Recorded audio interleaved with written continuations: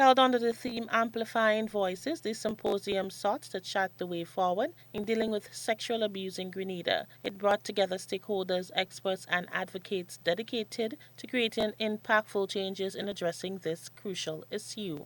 The symposium was intended to provide a platform for dialogue, knowledge sharing, and collaboration among key players involved in combating sexual abuse. Through panel discussions and interactive sessions, participants delved into innovative approaches, best practices, and effective interventions to support survivors, prevent further incidents, and hold perpetrators accountable. Minister with responsibility for social development Gloria Thomas in her remarks said that it is crucial to leave no stones unturned when it comes to sexual abuse against women, men and children. For far too long, services to victims and survivors have remained ad hoc and riddled with uncertainty. In addition, our society and institutions, like many across the world, have been granting impunity to persons who choose to violate the human rights of women and girls and boys through intimate partner violence, sexual abuse, and sexual harassment. As a country, we recognize that we cannot let these violations go unattended. Empowering survivors of sexual abuse, providing them with comprehensive support services, and ensuring their voices are heard and valued in the process of seeking justice and healing were among the many discussion points. Minister Thomas also highlighted the 2022-2023 statistics on sexual abuse in the country.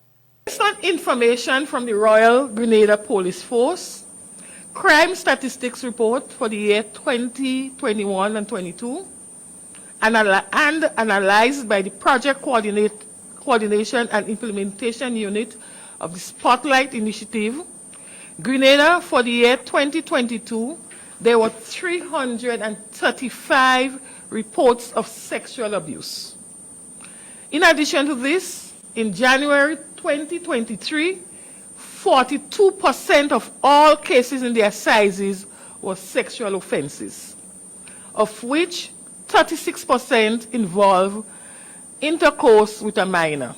Beverly Ann Poyotot, Managing Director of the Child Protection Authority, said while it is important to record reported cases, there are many unreported cases. When I look at our own statistics from the Child Protection Authority, in any given year, we have numbers that exceed 100. So, for example, in 2023, it was 110 reported cases.